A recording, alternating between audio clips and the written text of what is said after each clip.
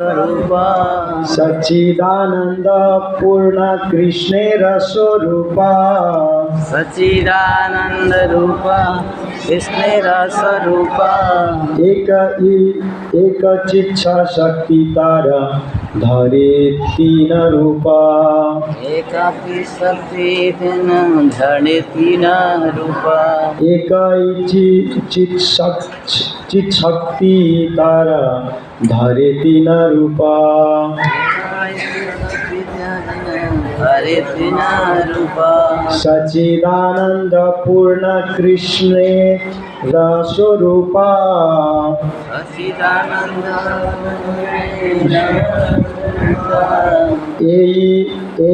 इच्छित शक्ति तार धरे तीन रूपा हरे तीन रूपा सच्चिद आनंद सच्चित आनंद सच्चिद आनंद सच्चित आनंद पूर्ण पूर्ण पूर्ण पूर्ण कृष्णेरा भगवान कृष्ण का स्वरूपा निजी रूपा एक चित शक्ति चित्त शक्ति आध्यात्मिक शक्ति तार उनकी धरे प्रकट होती है तीना रूपा रूपा। अनुवाद तथा तात्पर्य अभय चरणारविंद भक्ति वेदांत स्वामी श्रील प्रभुपाद जी द्वारा श्रील प्रभुपाद की जय। अनुवाद। भगवान कृष्ण का शरीर शाश्वत सत ज्ञानमय चित तथा आनंद से पूर्ण आनंद है। उनकी एक ही आध्यात्मिक शक्ति तीन रूपों में प्रकट होती है।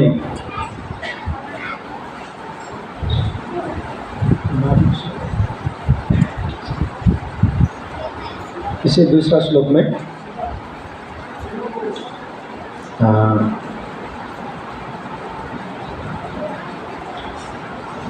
आह्लादिनी उनके आनंद का पक्ष है, संधिनी उनके नित्य अस्तित्व का और संबित चित्त अंश का पक्ष है, जिसे ज्ञान के रूप में भी स्वीकार किया जाता है।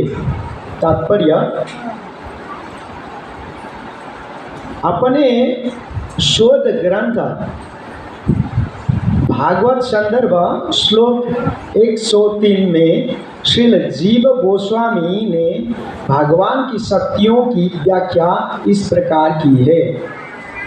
जिस व्यक्ति जिस दिव्य शक्ति से पूर्ण पुरुषोत्तम भगवान अपना अस्तित्व बनाए रखते हैं, वह संधिनी कहलाती है। जिस दिव्य शक्ति से वे अपने आप को जानते हैं और दूसरों को अपने बारे में जानने देते हैं, वह संबित कहलाती हैं। जिस दिव्य शक्ति से वे दिव्य आनंद को धारण करते हैं और भक्तों को आनंद प्रदान करते हैं, वह आह्लादिनी कहलाती है। इन शक्तियों की पूर्ण अभिव्यक्ति विशुद्ध सत्व कहलाती है। और जब भगवान यह प्रकट होते हैं तो इस भौतिक जगत में भी यह आध्यात्मिक विविधता प्रदर्शित होती है। अतएव भौतिक जगत में भगवान की लीलाएं तथा उनके स्वरूप तनिक भी भौतिक नहीं होते, वे नितांत शुद्ध आध्यात्मिक स्तर पर होते हैं। भगवद गीता में पुष्टि हुई है कि जो भी भगवान के प्राकट्य कार्यों एवं तिरोधान की दिव्य प्रकृति को समझता है, वह इस जगत के वर्तमान अस्थायी निवास को छोड़ने पर भौतिक बंधन से मुक्त होने की योग्यता प्राप्त कर लेता है। वह पूर्ण पुरुषोत्तम भगवान का सानिध्य प्राप्त करने और अपने तथा भगवान के बीच आह्लादनी शक्ति के कार्यकलापों का आदान प्रदान करने के लिए आध्यात्मिक जगत में प्रवेश कर सकता है। संसारी सत्व गुण में रजोगुण तथा तमोगुण का स्पर्श रहता है, इसलिए संसारी तत्व मिश्रित होने के कारण मिश्र तत्व कहलाता है। किंतु विशुद्ध सत्व की दिव्य विविधता समस्त भौतिक गुणों से पूर्णतया मुक्त कहलाती है। अतएव विशुद्ध सत्व का आवरण भगवान तथा उनकी दिव्य लीलाओं को अनुभव करने के लिए उचित होता है।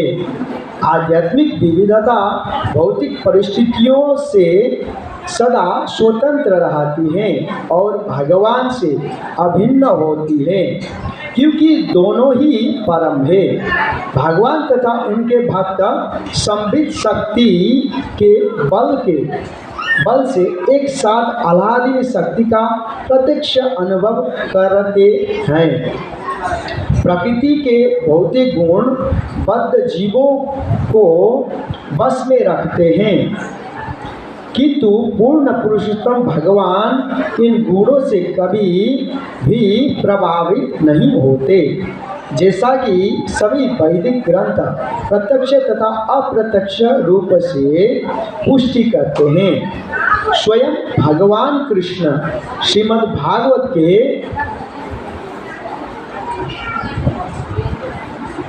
11 स्कंद में कहते हैं, सत्व रज तम इति गुणः जीवस्य नैव में।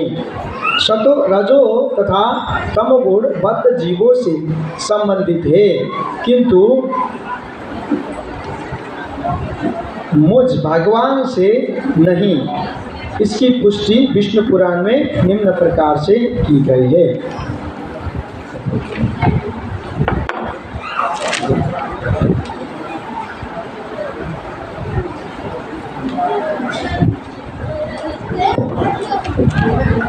ओम अज्ञानतिमिरान्धस्य ज्ञानाञ्जनशलाकया चक्षुरुन्मीलितं येन तस्मै श्रीगुरवे नमः। श्रीचैतन्यमनोभीष्टं स्थापितं येन भूतले स्वयंरूपकदा मह्यं ददाति स्वपदान्तिकं। वन्देऽहं श्रीगुरो श्रीयुतापादकमलं श्रीगुरून् वैष्णवांश। श्रीरूपं साग्रजातं सहगण रघुनाथान्वितं तं सहजीवं साद्वैतं सावधूतं परिजनसहितं कृष्णचैतन्यदेवं श्रीराधा कृष्णपादान् सहगण ललिता श्रीविशाखान्वितांश्च।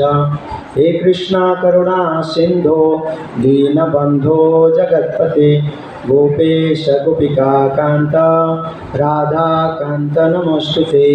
तप्त कांचन गौरांगी राधे वृंदावनेश्वरी वृषभानुसुते देवी प्रणमामि हरिप्रिये। वाञ्छाकल्पतरुभ्यश्च कृपा सिन्धुभ्यैव च पतितनाम पावनेभ्यो वैष्णवेभ्यो नमो नमः। जय श्री कृष्ण चैतन्य प्रभु नित्यानंद श्री अद्वैत गदाधर श्रीवासादि गौर भक्तवृंद। हरे कृष्णा कृष्णा कृष्णा हरे हरे हरे राम राम राम हरे हरे।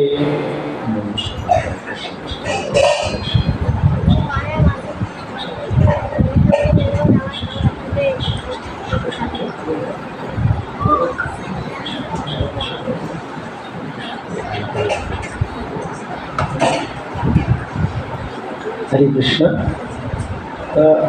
यहाँ पर कहते हैं कि भगवान की 3 शक्तियाँ होती हैं, संबित, संदिनी और आह्लादिनी शक्ति, जिसमें तीनों गुण सम्मिलित होते हैं। जैसे कि एक से क्या होता है, सृष्टि के लिए और अस्तित्व की जानकारी होती है।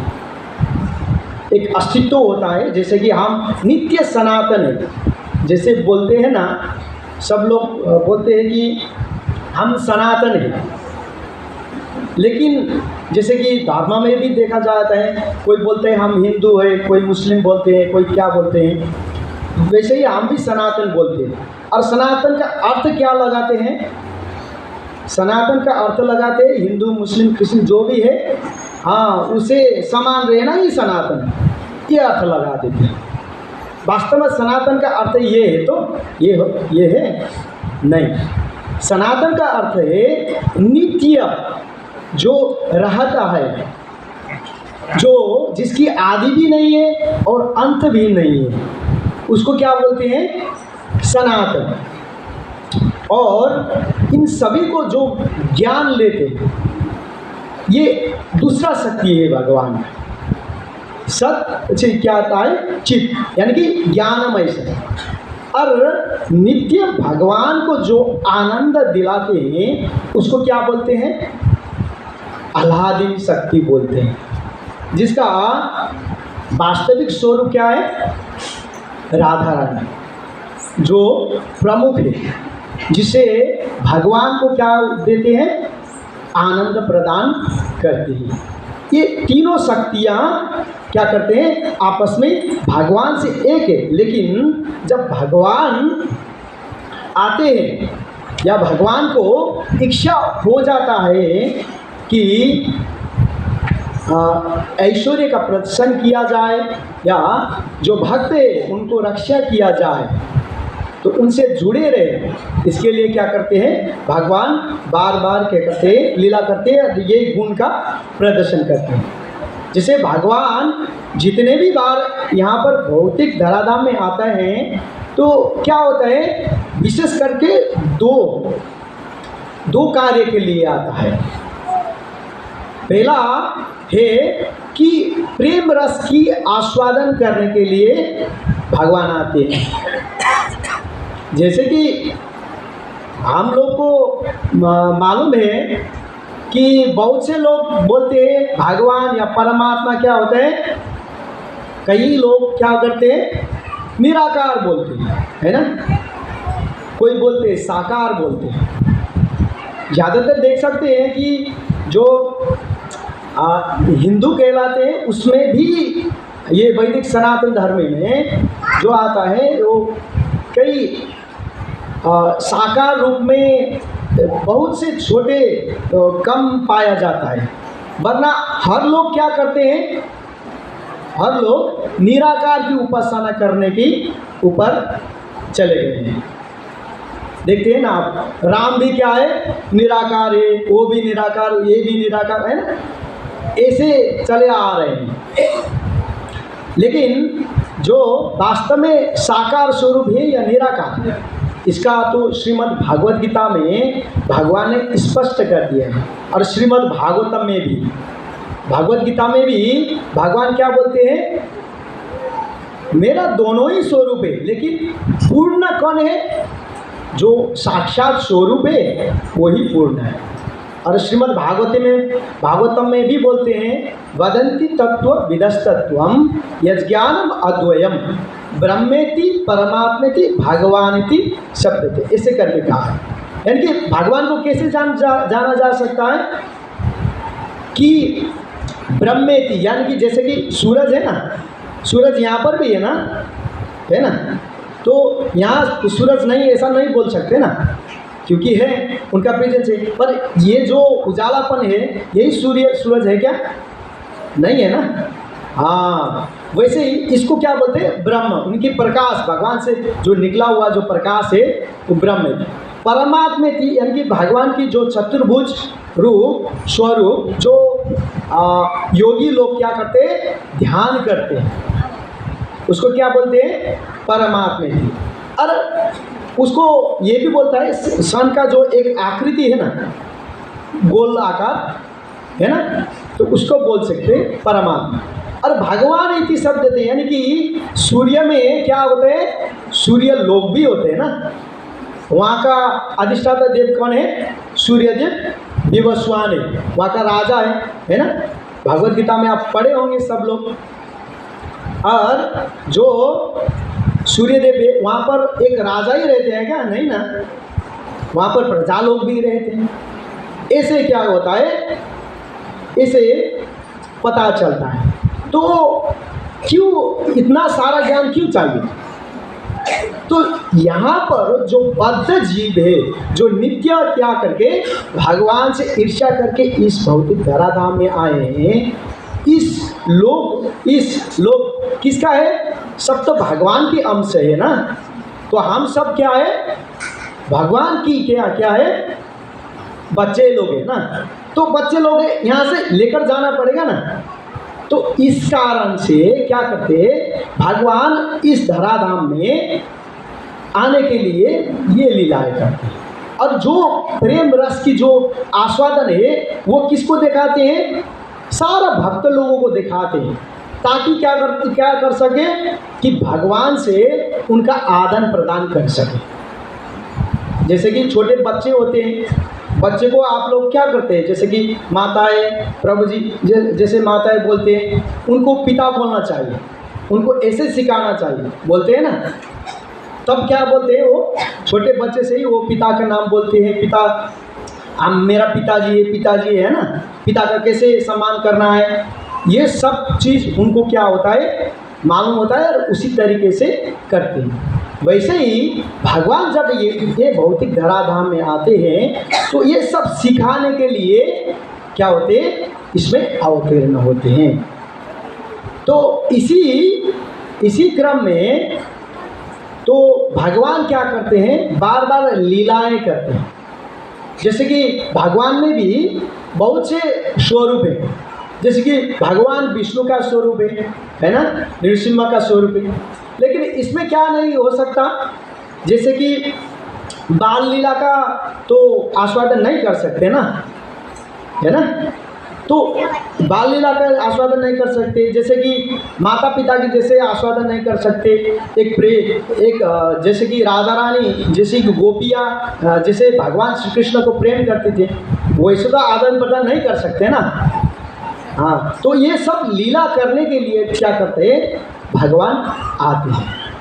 तो इसी आने क्रम में जो भगवान श्री कृष्ण का, तो आपने इससे आगे का जो श्री कृष्ण जन्माष्टमी था उसके विषय में आपने क्या किया, श्रवण कर लिया। अब राधा रानी का जो प्राकट्य है कैसे हो, हाँ, उसका थोड़ा हम आज चर्चा करते हैं। जैसे कि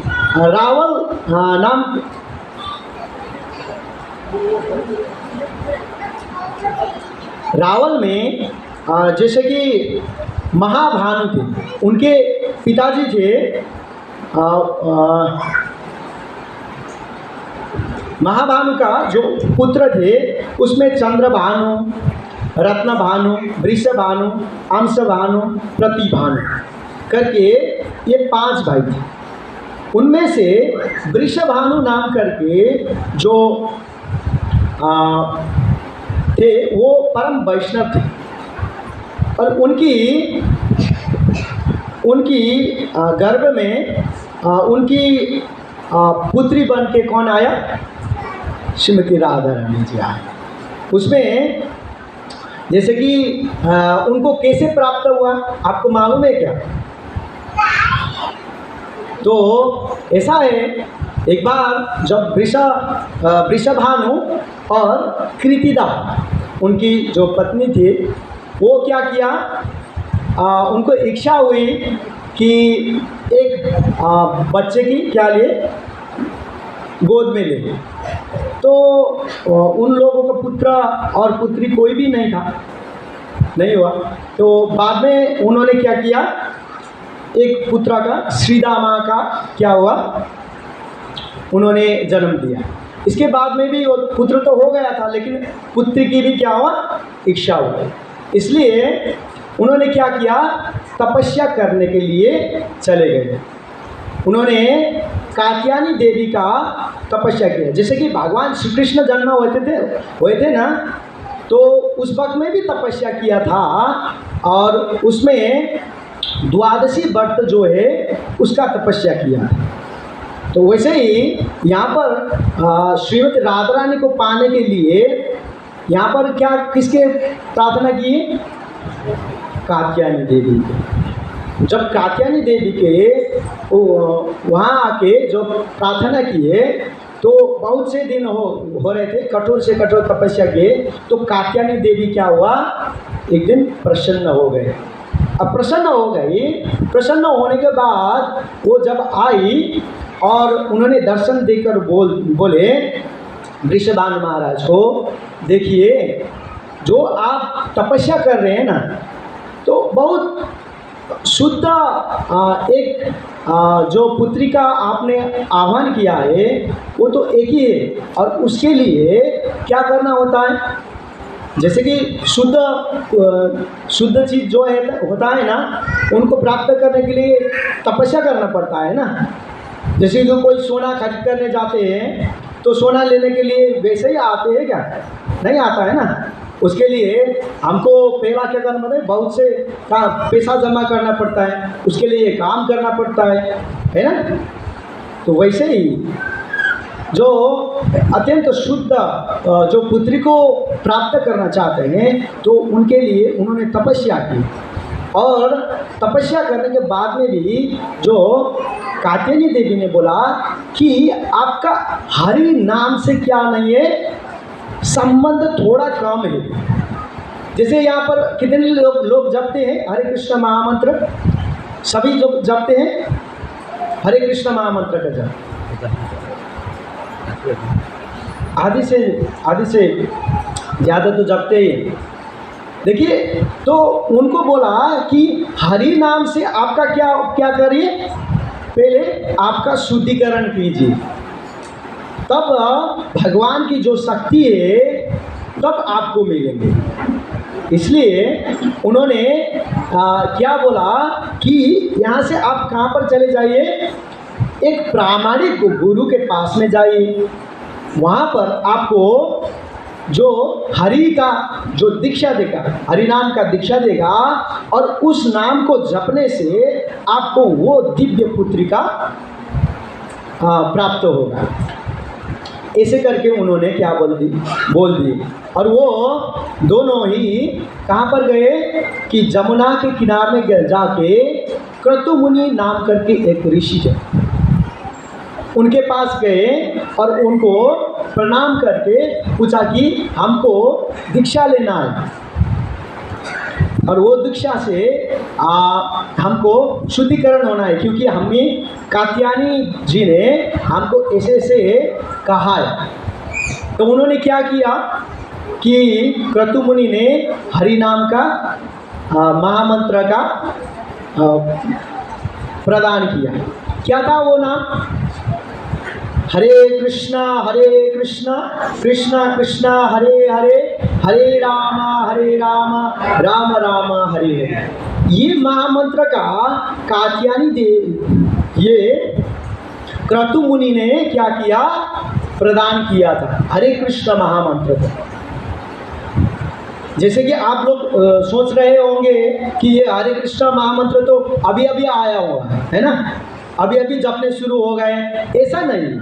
ये हरे कृष्ण महामंत्र अभी नहीं, बहुत पहले से था, लेकिन ये महामंत्र है, इसलिए क्या है, कलयुग के लिए एकमात्र है। हरे कृष्णा कृष्ण कृष्ण हरे हरे, हरे राम राम राम हरे हरे, इति षोडशकं नाम कलिकल्मष नाशनम, नातो परतरो उपाय सर्ववेदेषु दृश्यते। यानी कि सभी वेदों में जितना भी मंत्र है, उसमें से सर्वश्रेष्ठ मंत्र कौन है? ये हरे कृष्ण महामंत्र है।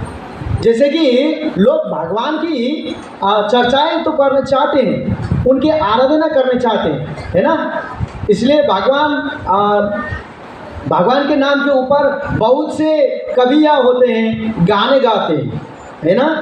आप लोगों के हमारे में तो बहुत से आपके में है या नहीं उतना मालूम नहीं है।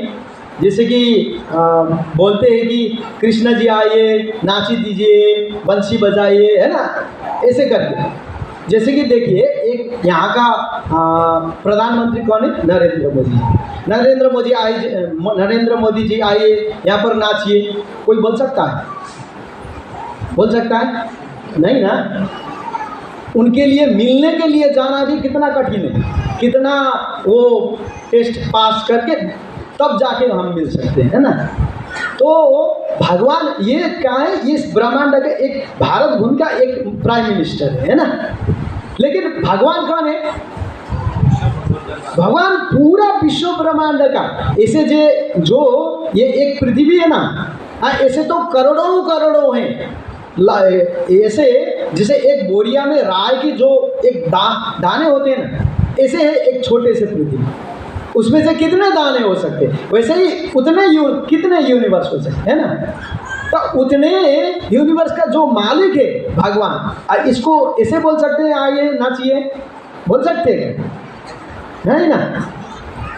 हाँ, इसलिए भगवान क्या कहते हैं कि तुम गुरु के पास जाओ, गुरु के पास जाओ और गुरु तुम्हें क्या देंगे?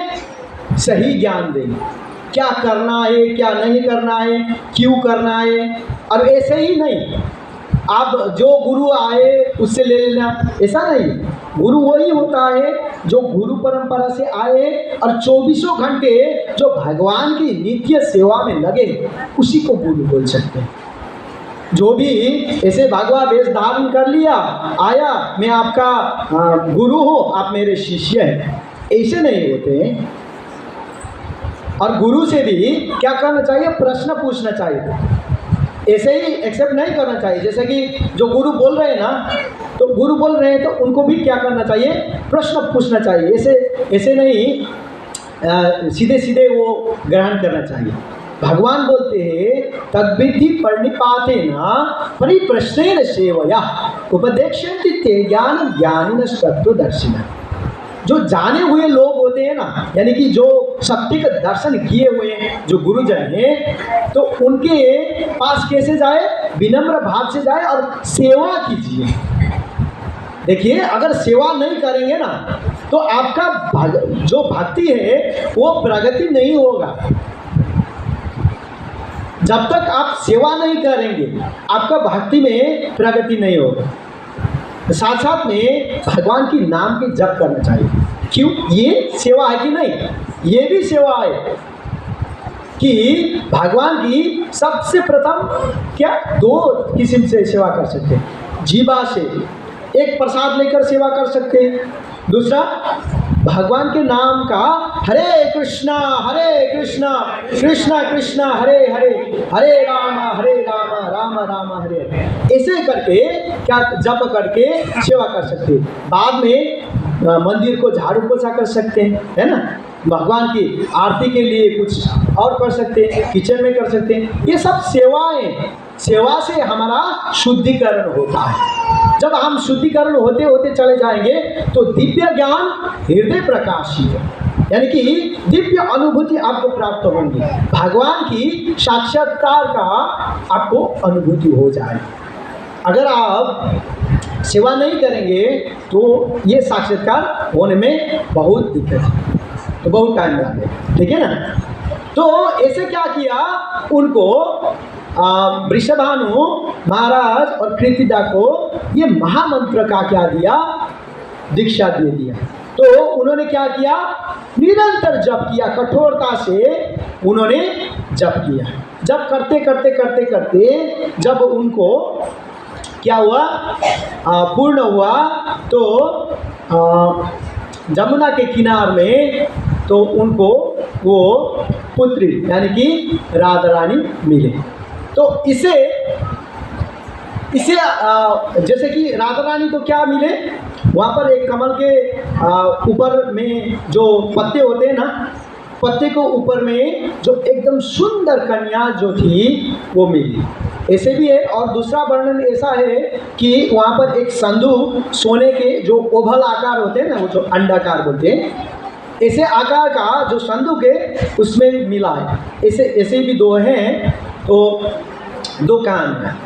तो उनको यहाँ पर यहाँ तक कैसे आए तो राधा रानी? जैसे कि कोई पुत्र या पुत्री होती हैं तो कोई माँ से तो जन्म लेते हैं ना, अगर जन्म ही नहीं लिया तो आएंगे कैसे? ठीक है ना, ऐसे है ना।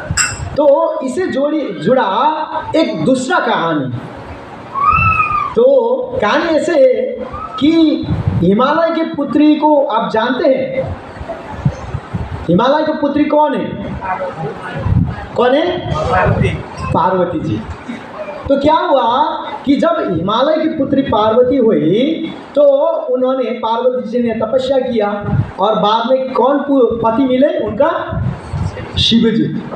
तो जो भोलेनाथ जी का शिव जी मिले तो उनका ख्याति बहुत बढ़ गई, हिमालय का भी ख्याति। जैसे कि जमाई बहुत ऊंचे पद में है तो घर का जो सदस्य होते हैं उनका भी क्या होता है, उनका कद भी बहुत अच्छे होते हैं ना। जिसकी मेरी बेटी फलाना फलाना के ऐसे ऐसे है, बहुत ऊंचे पद में, तो गर्व से कहते हैं ना। हाँ, वैसे ही हिमालय की जो उनका जो शान बान भी बहुत ठाट से बढ़ रहे हैं। तो ये देखकर एक विंध्या पर्वत नाम करके जो थे उनको भी क्या हुआ, एक ऐसी पुत्री को जन्म देने के लिए उनको इच्छा हुई। तो इसलिए क्या किया, उन्होंने भी कठोरता से क्या किया, प्रार्थना किया। किससे? ब्रह्मा जी से। ब्रह्मा जी से प्रार्थना किया। ब्रह्मा जी से प्रार्थना करते करते जब ब्रह्मा जी क्या हुए, प्रसन्न हुए। ब्रह्मा जी प्रसन्न हुए और ब्रह्मा जी बोले कि हे विंध्या पर्वत जी, आपने मेरे लिए प्रार्थना किया, किस वजह से किया, कृपया मेरे को बताइए। तो विंध्या पर्वत जी ने क्या किया, उन्होंने बताया, देखिए कि हिमालय की जो पुत्री थी पार्वती जी, उन्होंने ऐसे जमाई प्राप्त किए कि उनका ख्याति बहुत है। वैसे ही मेरे एक पुत्री हो, जो पुत्री क्या करे, उसको विवाह करने से कि शिव जी को भी परास्त कर सके, ऐसे पति दीजिए जो विवाह करेगा वो शिव जी को भी परास्त कर सके, इतना बड़ा होना चाहिए। ऐसे करके क्या दिया, बोल दिए। तो ब्रह्मा जी ने क्या किया, खुशी अवसर में उन्होंने तथास्तु बोल दिए। देखिए, जो देवी देवता होते हैं ना, तो वरदान तो अच्छी तरह से दे देते हैं, लेकिन वरदान पूरा करने में बहुत कठिनाई होती है। जैसे कि हिरण्यकशिपु ने भी क्या किया, तपस्या किया कि कठोरता से तपस्या किया और वरदान ले लिया। कैसे वरदान ले लिए, दिन में न मरू, रात में न रहूँ, बाहर न मरू, अंदर न मरू, क्या मंचा, अस्त्र से न मरू, शस्त्र से न मरू, ये पूरी तरह से क्या किया, इस भौतिक दुनिया में कोई भी ऐसा चीज नहीं है वैसा वरदान दिया। और ब्रह्मा जी तो क्या किया, तथास्तु बोल दिए। बाद में समेटना किसका पड़ा, भगवान को। इसलिए क्या लेना पड़ा, भगवान नृसिंह बन के आए, ना मनुष्य है ना शेर है ना जानवर है ना, ऐसा स्वरूप भगवान को लेना पड़ा। तो कतिपय स्थान में शिव जी भी वर दे देते हैं, है ना। तो भस्मासुर आगे क्या किया, उनके हाथ के ऊपर, जैसे कि वरदान मिला, उनके हाथ के ऊपर में रखने से सर फट जाए, वो जलकर राख हो जाए। ट्राई किसके ऊपर करने, तो शिव जी के ऊपर करने चले थे, यानी कि आपत में आ जाते हैं ना।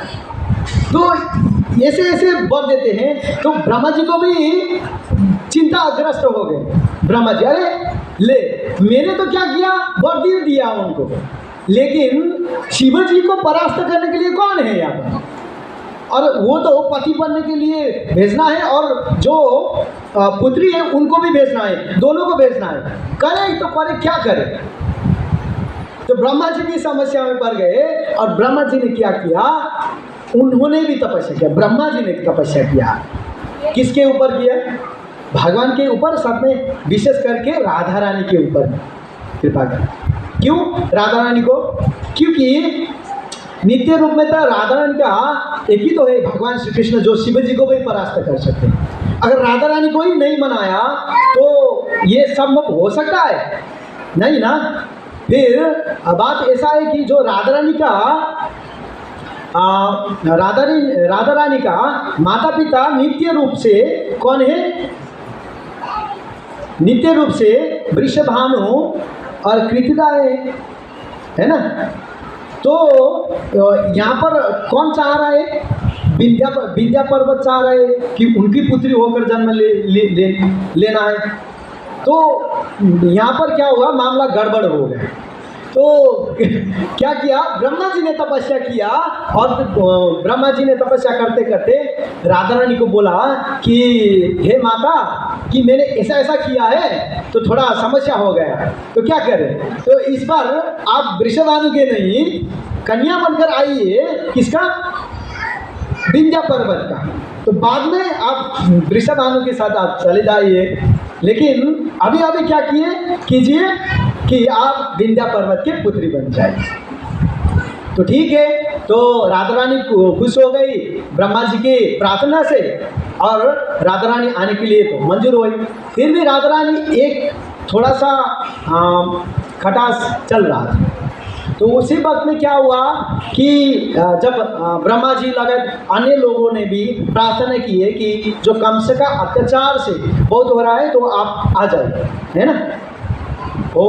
तो इसलिए भगवान श्री कृष्ण ये भूलोक में आने की तैयारी कर रहे थे। तो सभी लोग क्या कर रहे थे, जो देवी देवता है वो ब्रज में आके जन्म ले रहे थे, एक के बाद एक जन्म ले रहे थे।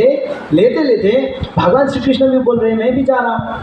तो राधा रानी बोली हाँ, अरे वो वहाँ पर तो न जमुना है, ना गोवर्धन है, ना वृंदावन है, वहाँ मैं कैसे जा सकता हूँ? जाने के लिए थोड़ा राधा रानी क्या कर रहे थे, हिचक रहे थे। तो भगवान ने क्या बोला, ठीक है, यहाँ पर तो वृंदावन है, वहाँ पर हम भू वृंदावन करके क्या करेंगे, उसमें खड़ा कर देंगे। इसलिए क्या कर दिए भगवान ने, यहाँ पर भी भू वृंदावन का सृजना कर दी। इसलिए वो क्या है, नित्य धाम है। जैसे ही वह गोलोक में धाम है, वैसे ही यहाँ पर भी वह नित्य धाम है। तो ऐसे करके बोला, तो राधा रानी खुश हो गई, और उन्होंने बोला, राधा रानी ने बोला, देखिए मैं भी आ रहा हूँ, लेकिन इस बार मैं क्या करूँगी, लीला तो है ही, तो सबसे पहले आपका ही मैं दर्शन करूँगा, उससे आगे किसी का दर्शन नहीं करूँगा। जो माया जो है उसके मैं कभी दर्शन नहीं करूँगा, आपका ही सबसे पहले दर्शन करूँगा। ऐसे करके उन्होंने क्या किया, प्रतिज्ञा किया। भगवान ने क्या किया, ठीक है तो ऐसे कर सकते हैं। तो ऐसे करके हो गया। तो बाद में क्या किया, इधर भगवान श्री कृष्ण भी आ गए, है ना। तो इधर सब कुछ हो रहा था। तो राधा रानी भी विंध्या पर्वत के पुत्री बनकर आ गए। जब विंध्या पर्वत के पुत्री बन के आ गए, तो विंध्या पर्वत जी कुछ कर रहे थे। तो उसी वक्त में क्या हुआ, जब कंस के उसमें जो दुर्गा देवी है ना, दुर्गा देवी, तो वहाँ पर चले गए। और कंस को क्या बोला कि जब दुर्गा देवी प्रकट हो गई, कंस ने जो मारने की चेष्टा की, तो दुर्गा देवी ने क्या बोले कि तुम्हें मारने के लिए गोकुल में क्या हो गया है, जन्म हो चुका है। ये सब ने सुना, कंस ने भी ये सब ने क्या किया, नोटिस किया, है ना। तो दूसरी बात भी वहाँ पर कहेगी। और बात क्या है कि वहाँ पर एक महामाया भी जन्मा हुआ है, जन्म ले चुका है इस धरती में महामाया, जिसकी वजह से, जिसको क्या करने, शादी करने से शिव जी को भी परास्त किया जा सकता है। अरे ऐसा है। तो उनके ऊपर क्या हुआ कि असुर जो है होते हैं ना, नित्य रूप में दूसरे के ऊपर हावी होने और सही और गलत कुछ भी नहीं देखते, है ना। तो आप बहुत से देख रहे हैं ना, जैसे कि जो असुर होता है ज़्यादा से ज़्यादा क्या करना चाहता है, इकट्ठा करना चाहता है, अहम ममेती के भाव में रहना चाहता है। जैसे मैं करूँगा, ऐसे करूँगा, वैसा होगा, ऐसे करेंगे, मेरे अंदर में होना चाहिए, ये होना चाहिए, वैसा। ये क्या है, अहंकार है ना। तो ये असुर भाव में क्या किया था, तो उन्होंने बोला अच्छा ठीक है, पूतना को बुलाए। तो पूतना को बुलाए, तो पूतना को बोलिए देखिए जो जितना भी पुत्र है ना, आज से 10 दिन के ऊपर का जितना भी पुत्र है उनको क्या कर दीजिए, अब मार दीजिए, उनको मृत्यु दंड दीजिए। लेकिन जो पुत्री है उनको क्या कीजिए, मेरे दरबार में लेकर आइए। क्यों? क्योंकि मैं उनसे शादी करूंगा और क्या हो जाऊंगा, शिव जी को भी परास्त करूंगा। देखिए हमारा जीवन कितना है, बहुत छोटी है हमारा जीवन। आपको लग रहा है हम बहुत ज़्यादा जी रहे हैं, है ना। इसलिए लोग क्या करते हैं, लोग कहते हैं कि पहले तो आप लोग घर परिवार का बहुत अच्छी तरह से देखभाल करना चाहते हैं, जो असंभव ही नहीं है। कोई यहाँ पर एक भी आदमी है जो यहाँ पर निरंतर जी रहा है? आप लोगों में से कोई होंगे यहाँ पर आज के 100 वर्ष बाद रहेंगे यहाँ? कौन रहेगा यहाँ पर? कोई है? तो सब लोग तो हमारा घर का क्या करना चाहते हैं, परिवार का, घर का रक्षा करना चाह रहे हैं ना। तो आप लोग ही नहीं रहेंगे, रक्षा कौन करेगा? ये कि नहीं?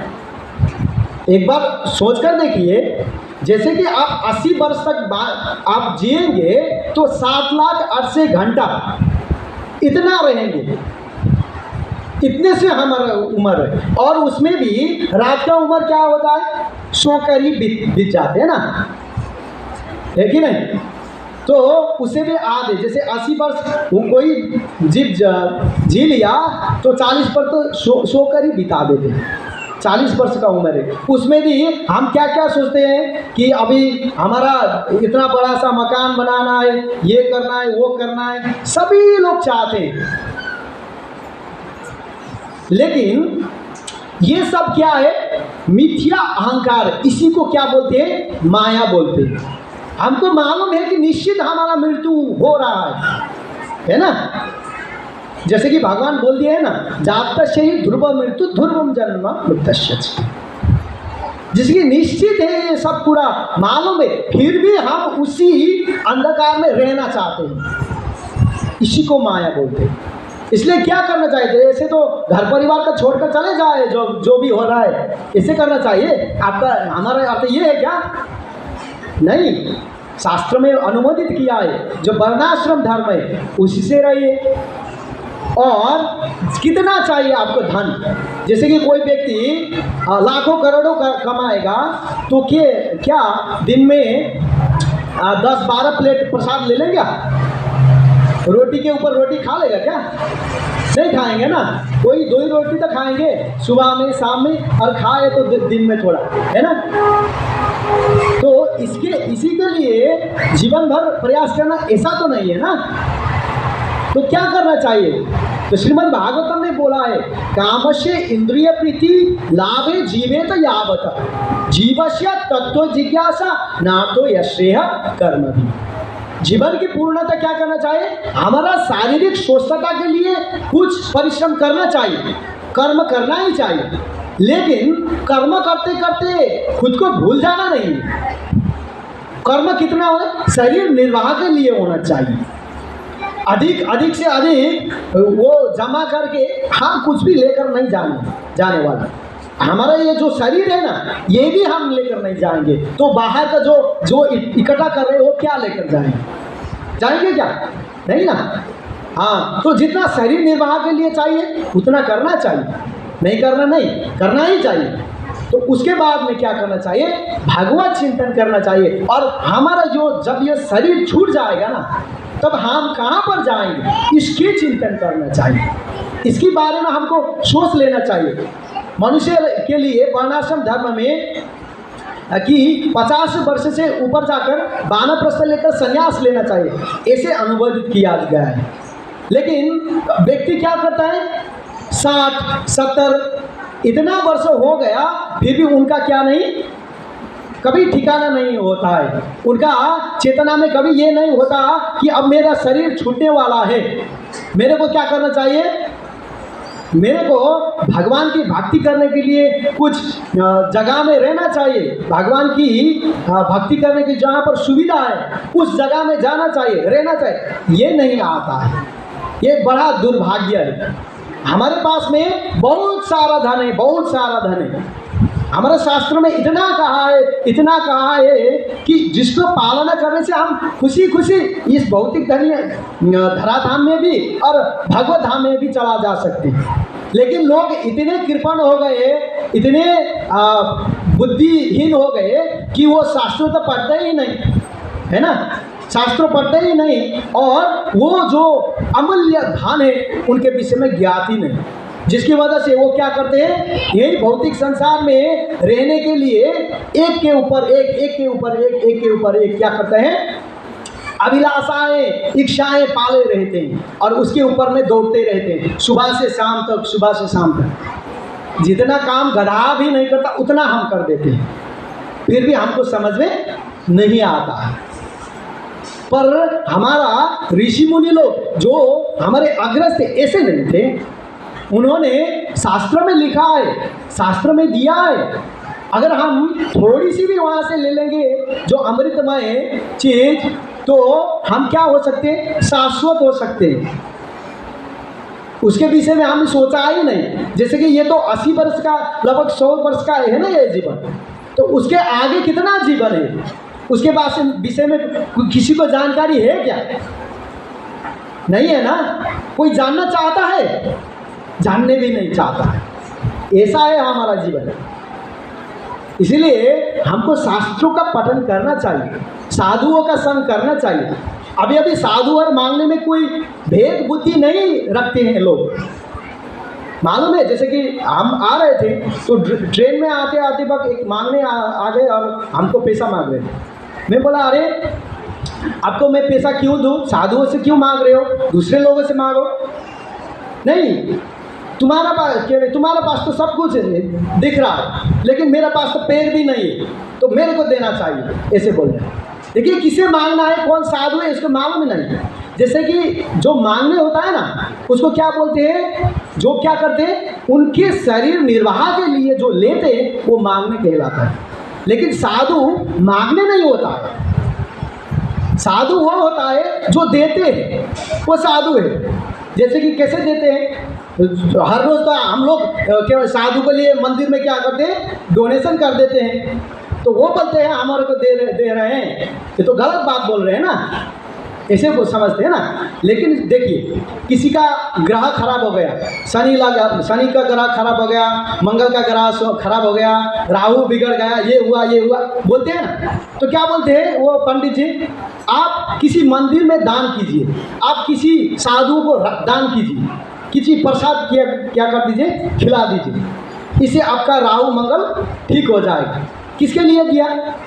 वो साधु को भलाई के लिए, खुद के भलाई के लिए दे रहा है कि नहीं? इसलिए जो मंदिर में दान करते हैं, ये मंदिर में बैठने के लिए जो साधु, उसके लिए नहीं कर रहे, वो खुद के लिए कर रहा है। ये जानना चाहिए, ये साधु है, वो देते ही है। उनकी कृपा करने के लिए कोई जो, जैसे कि साधु लोग घर में आते हैं तो वो घर की जो अनिष्ट है उनको दूर करने के लिए जाते हैं। इसलिए तो देखिए, पहला लोग क्या करते हैं, साधु को जाने की वक्त में जो चरण अभिषेक करते थे, है ना, और उनको सम्मान करते थे, भोजन परस देते थे, है ना, है कि नहीं, उनको सम्मान करते। लेकिन आज करते हैं नहीं, साधु को देखने से ही 1 रुपये 2 रुपये दे के अरे भागिए ऐसे करते हैं, है कि नहीं? हाँ, तो हमका उच्च ज्ञान से समझना चाहिए कि क्या सही है और क्या गलत है। तो ऐसे करके क्या हुआ कि कंस ने तो पढ़ा दिया पूतना को। पूतना क्या करने लगी, तो वो पुत्र को उठा के मार देता था और पुत्रियों को उठा के ले जाते था। तो ऐसे करते करते जो विंध्या पर्वत की पुत्री, 2 पुत्री जन्म लिए थे। तो वहाँ पर जो 2 पुत्रियाँ थी, तो 2 पुत्रियों में से दोनों पुत्री को वो पूतना उठाए, और पूतना का क्या था कि उड़ जाते थे, है ना। जैसे कि यहाँ पर है कि नहीं उतना मालूम नहीं, लेकिन प्रभुपाद बोलते थे कि हमको मालूम है कि पहला भी शास्त्रों में और मंत्र में बहुत ज्ञान होता था, वो शक्ति होती थी और लोग उड़ जाते थे। कई लोग एक ठाव में डुबकी मार देते थे तो प्रयाग लगाए विभिन्न तीर्थ स्थल में स्नान करके आ जाते थे, ऐसे बोलते थे। सिद्धियाँ वगैरह होती थी, ऐसे बोल रहे थे, है ना। तो पूतना की शक्ति ऐसी थी कि वो उड़ सकती थी। तो उड़ने के बाद में पूतना ने क्या किया कि दोनों लड़कियों को क्या किया, उठा ले लिया और चले गए।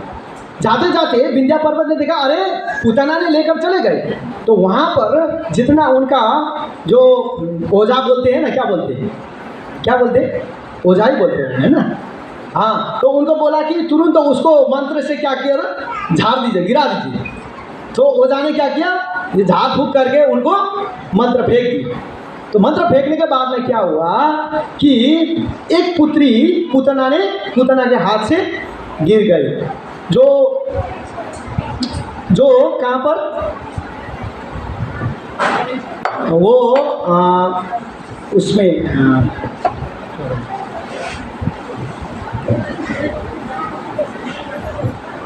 भीष्मक महाराज के जो नगर है, हाँ, तो भीष्मक महाराज के नगर में क्या गया, गिर गए। तो वहाँ से क्या कर दिए, भीष्मक महाराज ने उस पुत्री को ले लिए और वो पुत्री को क्या किया, बाद में बड़ा कर लिया।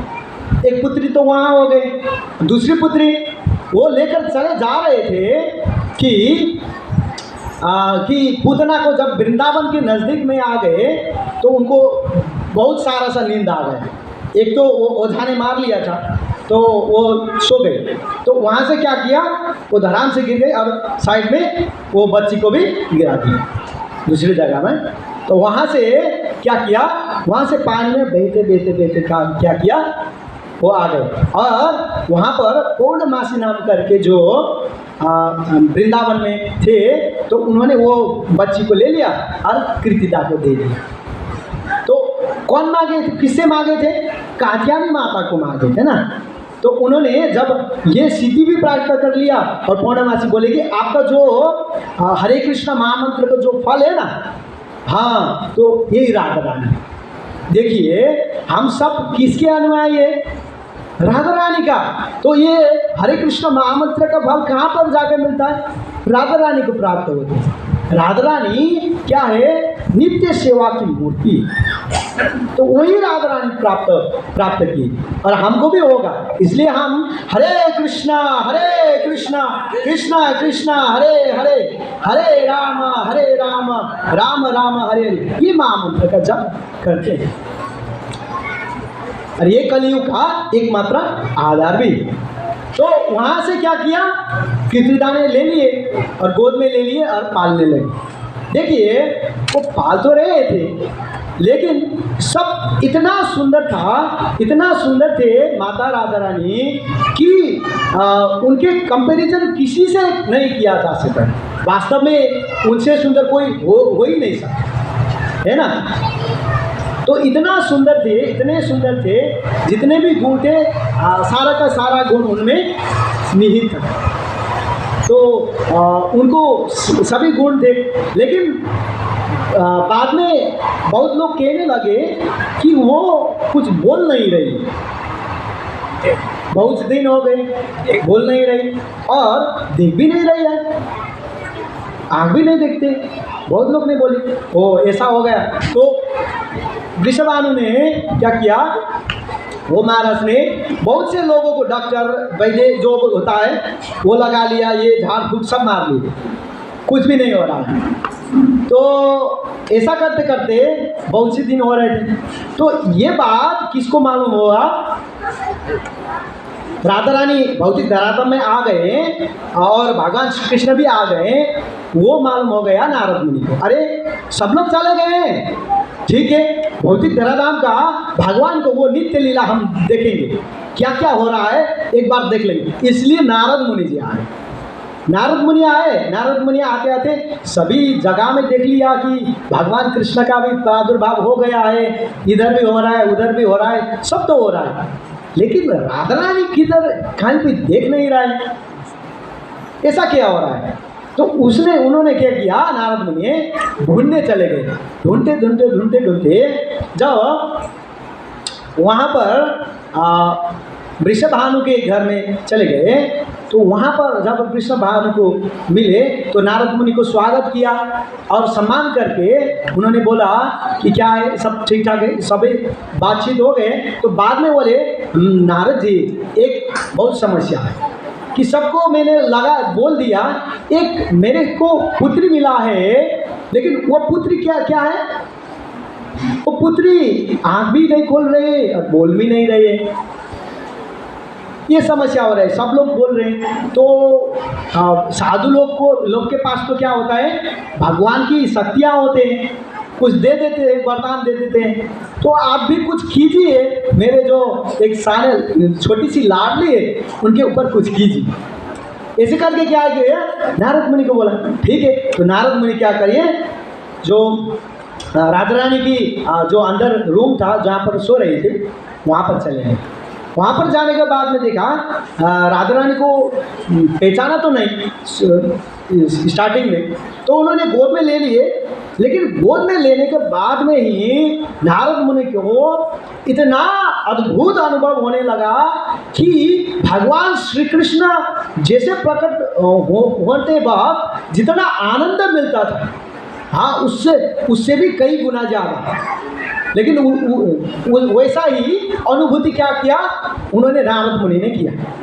अरे बाप रे, कौन है ये, पक्का ये भगवान की शक्ति ही होना चाहिए, ऐसे अनुभूति किया। तो बाद में क्या किया उन्होंने रख दिए, तो वहाँ से राधा रानी प्रकट हो गई, लेकिन दूसरे लोगों को दिखा नहीं। इसे शास्त्र में कहा है, आचार्य जन बोल रहे हैं कि उनको दिखा नहीं, लेकिन राधा रानी स्वयं प्रकट हो गई और बोले कि वास्तव में लीला ऐसा है कि जब तक भगवान श्री कृष्ण यहाँ पर नहीं आएंगे तब तक मैं आँख नहीं खोलूँगा, ऐसा है, इसलिए मैं ऐसे रह रहा हूँ। तो क्या कर रहे हैं, नारद मुनि उनको प्रार्थना कर रहे हैं, ओहो नित्य राधा रानी है भट, ऐसे करके वो प्रार्थना कर रहे थे। तो वृषभानु जी अंदर आ गए, तो देख रहे हैं, तो बोला था कि राधा रानी को कृपा कीजिए, लेकिन वहाँ पर तो देख रहा है नारद मुनि झुक रहे हैं, ये क्या हो रहा है ना।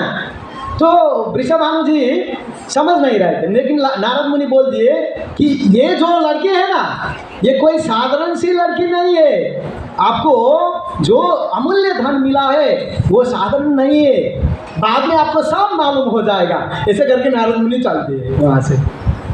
ऐसे करके क्या हुआ कि नारद मुनि वहाँ से चले गए। तो बाद में ऐसा हुआ कि एक दिन वृषभानु महाराज के घर नंद महाराज के परिवार क्या किए, मिलने के लिए आ गए। तो जब मिलने के लिए आ गए तब उस समय में तो भगवान श्री कृष्ण साथ में ही आए थे, और कोई बोलते हैं उनके जब खेलने के वक्त में उनके आँख में स्पर्श किया, कोई बोलते हैं कि उनके शरीर पर स्पर्श किए, है ना, ऐसे बहुत से हैं। लेकिन वहाँ से जाने के बाद में पहला दर्शन किसका किया, भगवान श्री कृष्ण आने के वक्त में भगवान श्री कृष्ण का किया, तभी राधा रानी का आँख को क्या हुआ, खुल गए। ऐसा है, ऐसा वर्णन कई शास्त्रों में किया हुआ है। बात ये है, तो ऐसे श्री श्री राधा रानी का प्राकट्य हुआ। श्री श्री राधा रानी की प्राकट्य हो गया। तो ऐसे राधा रानी का प्राकट्य हुआ। और बाद में एक लीला है, जैसे कि जब राधा रानी थोड़ा बड़ी हो गई थी, जो कोगंड लीला बोलते हैं, तो उसमें बहुत से लीला किए। उसमें हम छोटे से एक लीला को मैं बोल देते हूँ कि राधा रानी और ललिता विशाखा तो सारी गोपियाँ थी, तो उन लोग वहाँ पर रह रहे थे और बात करते करते चले जा रहे थे कि वहाँ पर कृष्ण भी वो साइड में चल रहे थे। तो उन्होंने बोला कि भगवान राम कितने महान हैं, भगवान राम कितने महान हैं। उन्होंने तो एक पत्थर को पानी में फेंक दिया, फिर भी वो राम नाम लेने से क्या हुआ, तैर गया है।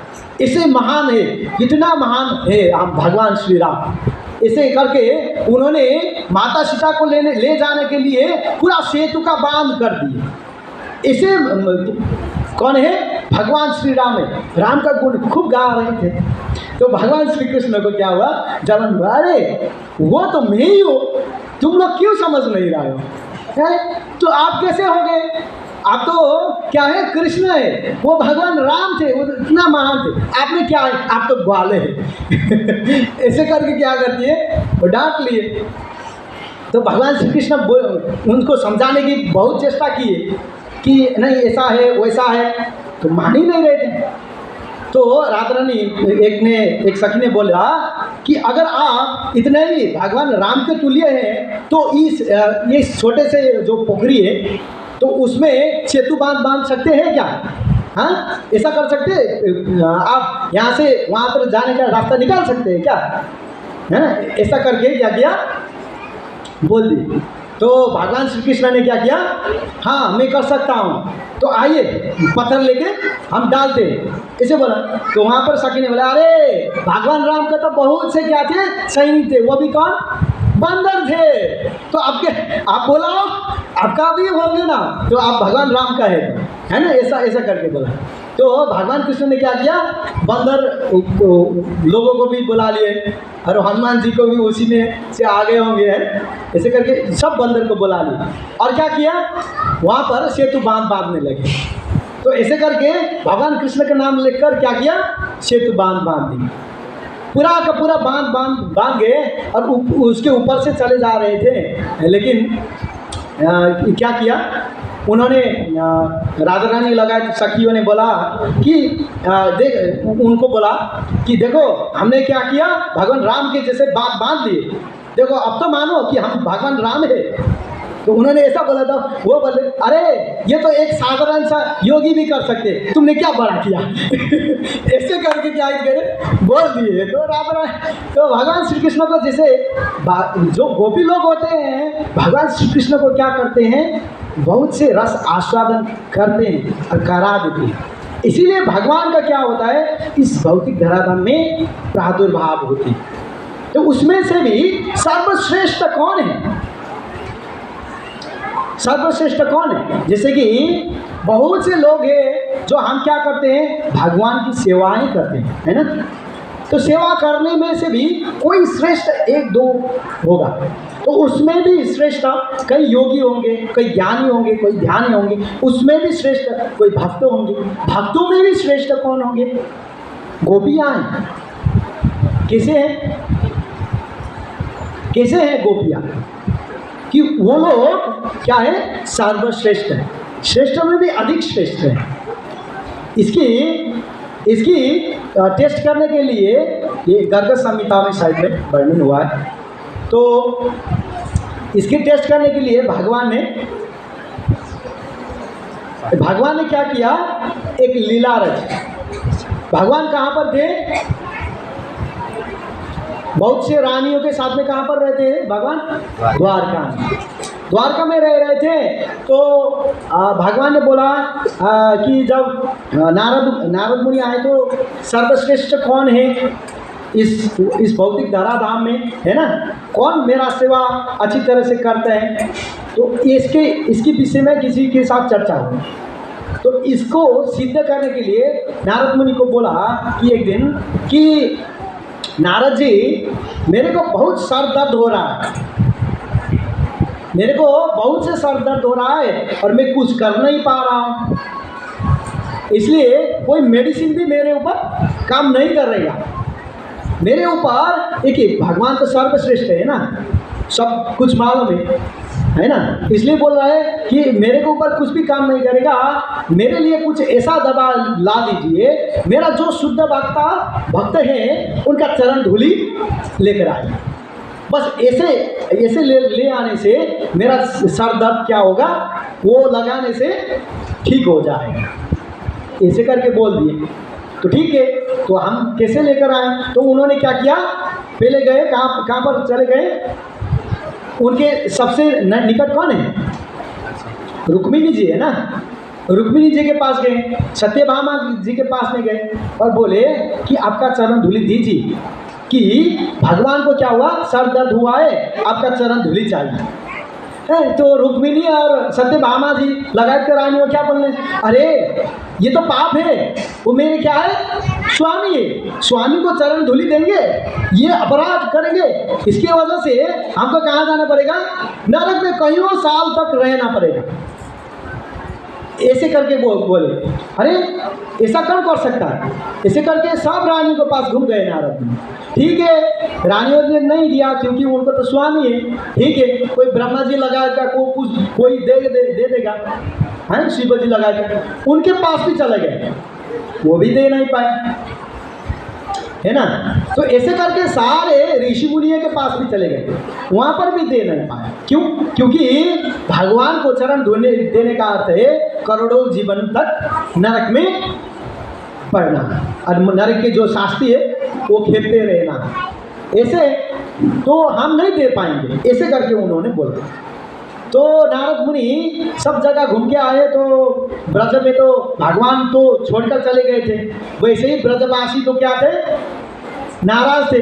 तो वो दे पाएंगे कि नहीं दे पाएंगे, नारद मुनि इसके डिसाइड नहीं कर पाए और छोड़कर काम गए, द्वारका में चले गए और भगवान को बोले, अरे भगवान मैंने तो नहीं कर पाया, क्योंकि कोई भी आपका चरण धूलि देना नहीं चाहते, ऐसा ऐसे बोल रहे हैं, इतना लोग है, इतना नरक में रहना पड़ेगा, ऐसे ऐसा करना पड़ेगा, बहुत से।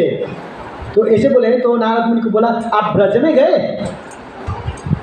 तो ऐसे करके बोले, तो उन्होंने बोले नहीं गए, तो वहाँ पर जाएगा।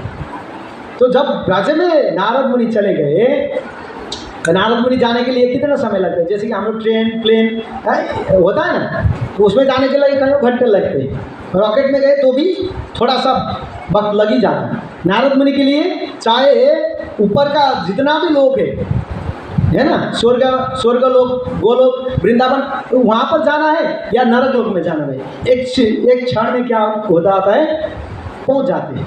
वैसे ही वो नारद मुनि कहाँ पहुँचे, ब्रज में पहुँचे और गोपियों के साथ बोले ऐसे ऐसे बात है। तो गोपियाँ क्या करने लगी कि आपके ले जाने के लिए क्या है, ऐसे बोले, हाँ ले जाने के लिए बोल रहे, सब तो क्या कर रहे हैं, दुम दमा के भाग रहे हैं कि नरक जाना पड़ेगा, ऐसा करके आप बोल रहे हैं ले जाने के लिए क्या चाहिए। तो गोपियाँ ने एक साल ले लिए और उनके ऊपर में सबकी चरण धूलि रख दी और क्या किए, पोटली बांध के दे दिए कि ये जाके भगवान श्री कृष्ण को दे दीजिए। नारद मुनि आश्चर्यचकित रहा, अरे तुमको मालूम है कि भगवान की चरण, आपकी चरण धूलि भगवान के सिर में रखने से कईयों जन्म तक नरक में गिरना पड़ता है, आपको मालूम नहीं है क्या? गोपियाँ क्या बोली कि वो करोड़ों गुना जितना भी रखे नरक में, हमको कोई भी परवाह नहीं, लेकिन भगवान श्री कृष्ण संतुष्ट हो जाएंगे, हमें ये परवाह है। इसी को क्या बोलते हैं, अन्या अभिलाषिता शून्यम ज्ञान कर्मा धनावृतम आनुकूलेन कृष्ण अनुशीलनम भक्तिरुत्तम। यानी कि अन्य अभिलाषा नहीं, अन्य किसी और को छोड़कर, भगवान कृष्ण को छोड़कर कि कुछ और करना ही नहीं, वही क्या है, अनन्य। अनन्यश्चिन्तयन्तो मां ये जना पर्युपासते येषां नित्यम अभियुक्तानां योगक्षेम वहाम्यहम्। यानी कि भगवान को छोड़कर कोई अन्य चीज पे मन को लगाना ही नहीं, यही है भक्ति की पराकाष्ठा। इसीलिए गोपियाँ क्या है, सर्वश्रेष्ठ है। तो उस वक्त में नारद मुनि ने जान लिया। वैसे ही गोपियों में से भी सर्वश्रेष्ठ कौन है, राधा रानी। तो हम सब क्या करते हैं कि हम सब यहाँ पर आ जाते हैं भगवान की मंदिर में दर्शन करने के लिए। बस दर्शन करके ज़्यादातर लोग क्या करते हैं, एक तो जो बाहर से आते हैं, बाहर ही क्या करते हैं, स्कूटी कार में आ जाते हैं और बाहर से ही ऐसे ऐसे करके चले जाते हैं, है कि नहीं। और कोई लोग हो गया कि वहाँ से थोड़ा अंदर तक आ गए, एक बार प्रणाम कर लिए, चले गए। वो पूछते ही नहीं कि क्या हो रहा है, भगवान की सेवा क्या है, कैसे कैसे रहना पड़ता है, भगवान को प्रणाम कैसे करना पड़ता है, किसी को मालूम ही नहीं, पूछते भी नहीं, है कि नहीं।